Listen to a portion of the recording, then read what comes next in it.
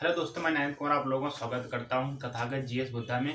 आज दोस्तों RRB NTPC का जो फर्स्ट शिफ्ट का एग्जाम हुआ है उसी क्वेश्चनों के बारे में डिस्कस करेंगे जो पूछे गए हैं। करंट जीके और जीएस रिलेटेड सभी क्वेश्चनों के बारे में हम लोग बात करेंगे।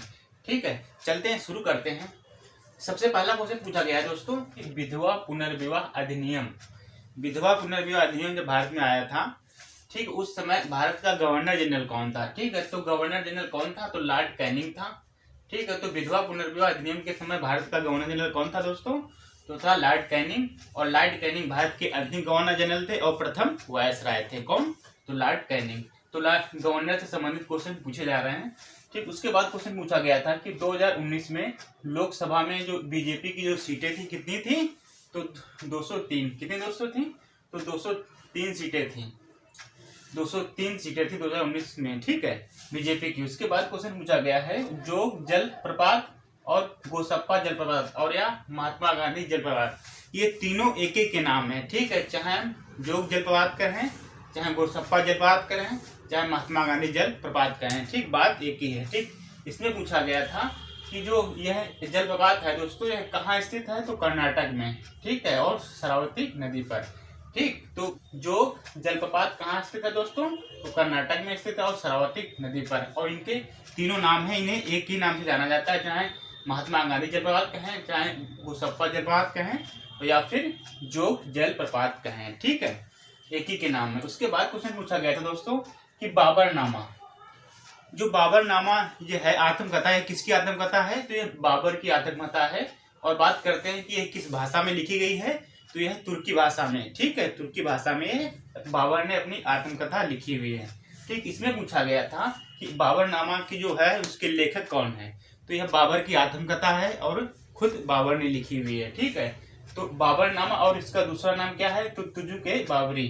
बाबरनामा कहें या फिर हम तुजुक-ए बाबरी कहें, बात एक ही है। और यह किसके द्वारा लिखी गई है? तो बाबर के द्वारा लिखी गई है। और यह बाबर की आत्मकथा है और किस भाषा में है? तो यह तुर्की भाषा में है। उसके बाद क्वेश्चन पूछा गया था दोस्तों यूनो, संयुक्त राष्ट्र संघ।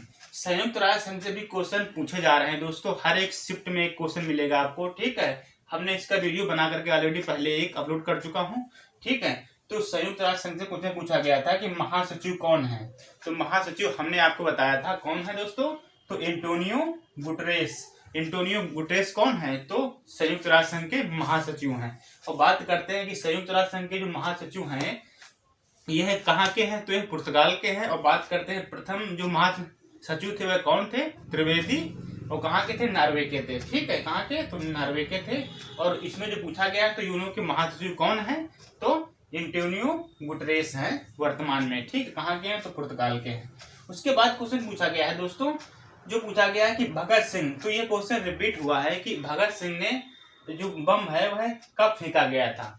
तो जो ये क्वेश्चन पूछा गया था एक बार और, तो उस वाले में पूछा गया था कि जो भगत सिंह के द्वारा असेंबली पर बम किन किन लोगों ने फेंका था? तो असेंबली पर बम फेंका था भगत सिंह और बटुकेश्वर दत्त ने फेंका था। पर इसमें पूछा गया है डेट कि भगत सिंह के द्वारा बम कब फेंका गया था असेंबली पर? तो यह फेंका गया था 8 अप्रैल 1929 को फेंका गया था। 8 अप्रैल 1929 को फेंका गया था। और किन किन लोगों ने फेंका था? तो बटुकेश्वर दत्त और भगत सिंह ने। ठीक है, उसके बाद क्वेश्चन पूछा गया है कि 7वीं अनुसूची। 7वीं अनुसूची किससे संबंधित है? तो आपको पता होगा दोस्तों, जो 7वीं अनुसूची है वह किससे संबंधित है? तो 3 प्रकार की अनुसूचियों का वर्णन है। ठीक, कितनी? 3 प्रकार की अनुसूचियों, राज सूची, संघ सूची और समवर्ती सूची। 3 प्रकार सूचियों का संबंधित है। और बात करते हैं 8वीं अनुसूची किससे संबंधित है? तो वह भाषा से संबंधित है। 8वीं अनुसूची भाषा से संबंधित है। और 7वीं अनुसूची में 3 प्रकार सूचियों का वर्णन है, संघ सूची, राज सूची और समवर्ती सूची। उसके बाद क्वेश्चन पूछा गया है दोस्तों, पूछा गया है करंट से कि पवन ऊर्जा उत्पन्न करने में कौन सा राज्य प्रथम स्थान पर है? तो पवन ऊर्जा उत्पन्न करने में कौन सा राज्य प्रथम स्थान पर है? तो तमिलनाडु है। कौन सा दोस्तों? तो तमिलनाडु है। और दूसरे नंबर का है तो महाराष्ट्र। तो पहला स्थान किसका है? तमिलनाडु का। और दूसरा स्थान है महाराष्ट्र का। किसमें? तो पवन ऊर्जा उत्पन्न करने में। उसके बाद क्वेश्चन आया था दोस्तों, कॉन्स्टिट्यूशन से एक सवाल और आया था कि निम्नलिखित में से मौलिक अधिकार कौन सा नहीं है?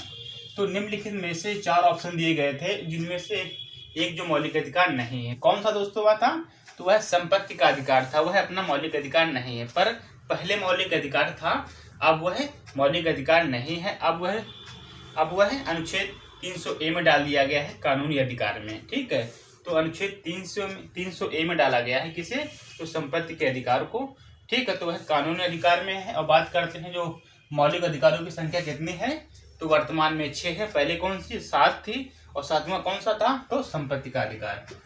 उसके बाद क्वेश्चन पूछा गया है जीएसटी से, ये भी क्वेश्चन रिपीट हुआ है। पूछा गया है कि जो जीएसटी टैक्स है यह किस प्रकार का टैक्स है, तो इनडायरेक्ट है क्या, तो यह जो टैक्स है वह इनडायरेक्ट है। ठीक है, अप्रत्यक्ष। ठीक, तो जीएसटी किस प्रकार का टैक्स है, तो इनडायरेक्ट है, और यह अप्रत्यक्ष है। ठीक, अप्रत्यक्ष कर है, प्रत्यक्ष नहीं है। ठीक, उसके बाद क्वेश्चन पूछा गया है दोस्तों कि बात कर लेते हैं थोड़ा जीएसटी से संबंधित। जो जीएसटी है भारत में कब लागू हुई थी, तो भारत में कब लागू हुई थी दोस्तों, तो 1 जुलाई 2017 को जीएसटी भारत में लागू की गई थी, 1 जुलाई 2017 को। और बात करते हैं कि सबसे पहली बार किस देश में लागू की गई थी, तो वह फ्रांस था। कौन सा, फ्रांस था, सबसे पहली बार जीएसटी वहां लागू की गई थी। उसके बाद क्वेश्चन पूछा गया था दोस्तों कि 2019 का जो कांग्रेस अधिवेशन है, 2019 का जो कांग्रेस का अधिवेशन है वह कहाँ हुआ था, तो वह अमृतसर में हुआ था। और उसकी अध्यक्षता किसने की थी, तो मोतीलाल नेहरू ने की थी। उसके बाद क्वेश्चन पूछा गया है दोस्तों CLU का पूरा नाम क्या हुआ दोस्तों, तो कंप्यूटर लॉजिक यूनिट पूरा नाम पूछा गया हुआ है। ठीक है, तो ये भी क्वेश्चन कंप्यूटर से भी रिलेटेड क्वेश्चन पूछे जा रहे हैं, हर एक शिफ्ट में एक क्वेश्चन मिलेगा आपको। तो CLU का पूरा नाम क्या हुआ, तो कंप्यूटर लॉजिक यूनिट। ठीक, उसके बाद क्वेश्चन पूछा गया था करंट से ही कि संघाई सहयोग संगठन का जो स्थापना हुई थी वह कब हुई थी, तो सहयोग संगठन SCO की जो स्थापना हुई थी वह 15 जून 2001 में हुई थी। ठीक, तो इससे भी क्वेश्चन पूछा गया हुआ है संगठन संबंधित। ठीक, उसके बाद क्वेश्चन पूछा गया था दोस्तों बांस और शीशम किस प्रकार के वन है, तो बांस और शीशम किस प्रकार के वन है दोस्तों, तो यह है उष्णकटिबंधीय पर्णपाती वन। ठीक है, उष्णकटिबंधीय पर्णपाती वन है, कौन वन है, तो ये कौन, बांस और शीशम किस प्रकार के वन है, तो उष्णकटिबंधीय पर्णपाती वन है ये। ठीक है, तो दोस्तों ये फर्स्ट शिफ्ट में क्वेश्चन पूछे गए थे। और बात कर लेते हैं थोड़े हम संयुक्त राष्ट्र संघ से, यूनो से, क्योंकि क्वेश्चन हर एक शिफ्ट में पूछा जा रहा है। ठीक, इससे थोड़ा हम समझ लेते हैं। तो हमने आपको बताया था दोस्तों यूनो, ठीक, इसका जो मुख्यालय है कहाँ है, तो न्यूयॉर्क अमेरिका में है। और बात करते हैं कि जो संयुक्त राष्ट्र संघ के कितने अंग होते हैं, तो 6 अंग होते हैं। और कितनी भाषा है, तो जो आधिकारिक भाषा कितनी है, तो आधिकारिक भाषा है दोस्तों 6। और बात करते हैं कि कार्यालय की भाषा कितनी है, 2 हैं। कौन कौन सी हैं, तो अंग्रेजी और फ्रेंच 2 हैं क्या, तो संयुक्त राष्ट्र संघ की कार्यालय की भाषा है 2, फ्रेंच और अंग्रेजी। ठीक है, और उसके बाद हमने बताया था आपको कि जो इसकी जो स्थापना हुई थी, कब की गई थी संयुक्त राष्ट्र संघ की स्थापना, तो 24 अक्टूबर 1945 को। ठीक है, जब द्वितीय विश्व युद्ध खत्म होने वाला था तभी इसकी स्थापना की गई थी संयुक्त राष्ट्र संघ की, 24 अक्टूबर 1945 को। तो आज के लिए इतना ही, मिलते हैं अगले वीडियो में। थैंक यू दोस्तों।